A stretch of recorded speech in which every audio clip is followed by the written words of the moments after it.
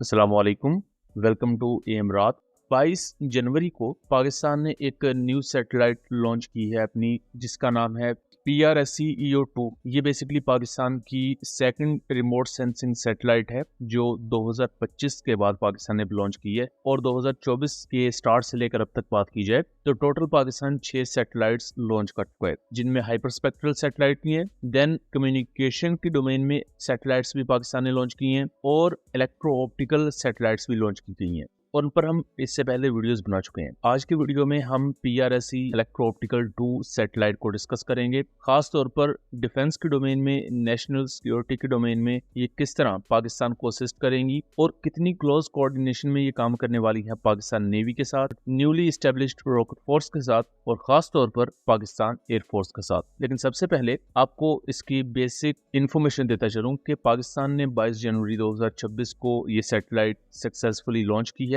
और चाइना के शीशियांग satellite launch centre से इसकी लॉन्च को रिपोर्ट किया गया है। इसको लॉन्च करने के लिए जो रॉकेट था वो चाइनीज था, प्लेटफॉर्म चाइनीज था, बट जो ये इसके अंदर सैटेलाइट थी ये पाकिस्तान की इंडिजिनस थी, बिकॉज अभी तक पाकिस्तान के पास स्पेस लॉन्च सेंटर्स एग्जिस्ट नहीं करते, जिसकी वजह से हमें चाइना की मदद चाहिए होती है। बट इंशाल्लाह आई होप कि फ्यूचर में हम इस तरफ भी तवज्जो देंगे। अब ये चूंकि इलेक्ट्रो ऑप्टिकल सैटेलाइट है तो इसका बेसिक मकसद high resolution satellite imagery provide करना है, और ये इमेजरी सिविल और मिलिट्री दोनों पर्पसेस के लिए यूज हो सकती है, जैसे एग्रीकल्चर है, डिजास्टर मैनेजमेंट होती है। आप इससे पहले ही पूरी सिचुएशन को भांपते हैं और अपनी स्ट्रेटजीज बनाते हैं कि अगर जमीन में ये तब्दीलियां वाक़या हो रही हैं तो हमने अपने इन अदारों के थ्रू ये पर्टिकुलर टास्क अचीव करने हैं। लेकिन अगर डिफेंस के डोमेन में बात की जाए तो जैसा कि हम जानते हैं कि इसका काम हाई रेजोल्यूशन इमेजरी प्रोवाइड करना है, तो नेशनल सिक्योरिटी के डोमेन में ऐसे सैटेलाइट्स इंतहाई ज्यादा आम हो जाती हैं। मैं अगर मिसाल दूं तो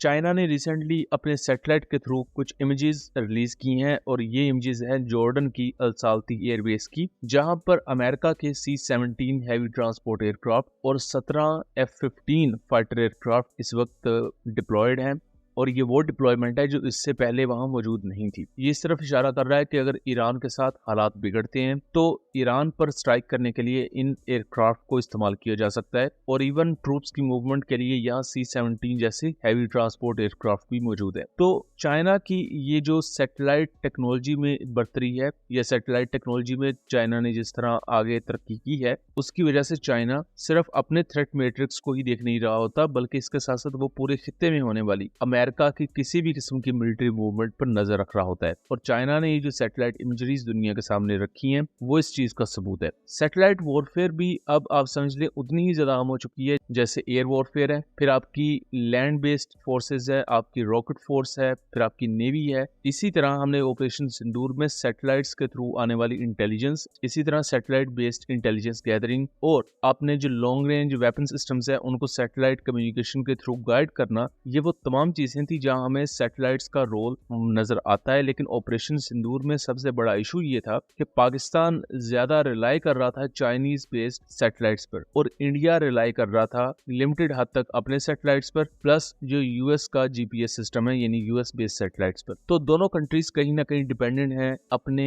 किसी इत्तेहादी पर, और पाकिस्तान इस वक्त पूरी कोशिश कर रहा है कि पाकिस्तान 2030 तक एक बड़ी तादाद में अपना सैटेलाइट्स का नेटवर्क लो अर्थ ऑर्बिट और दूसरे ऑर्बिट में फैलाए, जिसकी वजह से पाकिस्तान के पास अपनी इनक्रिप्टेड सिक्योर कम्युनिकेशन हो, मिलिट्री डोमेन में भी और इवन सिविलियन डोमेन में भी, जिसकी वजह से आप किसी भी फील्ड में अगर आप पर साइबर अटैक होता है आप उससे बच सकते हैं। इसी तरह ये जो रिमोट सेंसिंग सैटेलाइट्स होते हैं, ये इलेक्ट्रो ऑप्टिकल सैटेलाइट्स होते हैं, ये आपको हाई रेजोल्यूशन इमेजरी प्रोवाइड कर रहे होते हैं, रियल टाइम इमेजेस आपको दे रहे होते हैं, जिसकी वजह से इवन आप यहाँ तक पता लगा सकते हैं कि इंडिया का अगर एयरक्राफ्ट किसी जगह से टेक ऑफ भी किया है तो आपको ये रिमोट सेंसिंग सैटेलाइट वो दिखा सकते हैं, इनमें इतनी कैपेबिलिटी होती है। और इंडिया के डिप्टी आर्मी चीफ ये चीज वाजे कर चुके हैं कि पाकिस्तान चाइनीज सैटेलाइट्स के थ्रू, क्योंकि पाकिस्तान के पास उसका एक्सेस था, तो पाकिस्तान ये भी देख पा रहा था कि हमारे कौन से प्राइम वेक्टर्स या बहुत ही ज्यादा अहम वेपन सिस्टम्स इस वक्त किस जगह पर डिप्लॉय किए जा रहे हैं और उनका करंट स्टेटस क्या है। सो 2025 में पाकिस्तान ने सैटेलाइट वॉरफेयर के डोमेन में इंडिया पर डोमिनेंस शो की थी, लेकिन उस डोमिनेंस को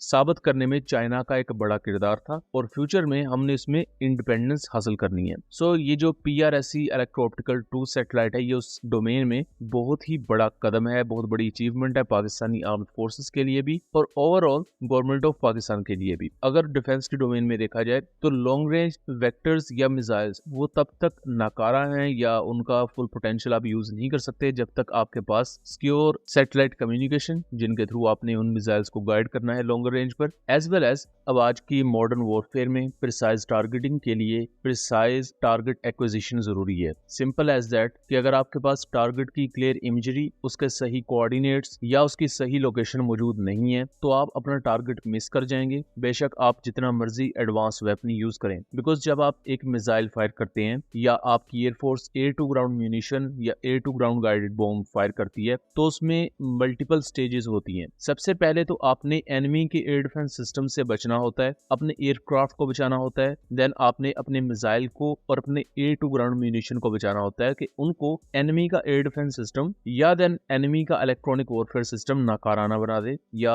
डिस्ट्रॉय ना कर दे। अगर आप उस स्टेज से गुजर जाते हैं तो फिर आपने इस चीज को इंश्योर करना होता है कि जो कोऑर्डिनेट्स आपने फीड किए हैं अपने मिसाइल के सीकर में इनर्शियल नेविगेशन के थ्रू, उनमें टारगेट का एल्टीट्यूड, उसके कोऑर्डिनेट्स, उसकी लोकेशन पिन पॉइंट सही हो। बिकॉज अगर उसमें 1 मीटर भी इधर उधर हो जाए या 1 मीटर की कैलकुलेशन भी आगे पीछे हो जाए तो आप टारगेट मिस कर देते हैं। और ये चीज हमने बालाकोट एयर स्ट्राइक में देखी भी थी, जहां इंडिया ने जो air to ground munition fire किए थे इजरायली मेड 100 बॉम्ब्स,